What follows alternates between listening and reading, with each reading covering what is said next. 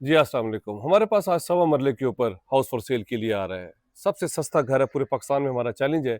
इससे सस्ता घर आपको कोई भी नहीं देगा। इस वक़्त हम लोग कहकशां कॉलोनी डाला रोड पे हम लोग मौजूद हैं। सदर से 10-12 मिनट के रास्ते के ऊपर है। 13 इसका फ्रंट है, 25 इसकी डेप्थ है, 2 बेडरूम्स है, टीवी लॉन्च है आपके पास।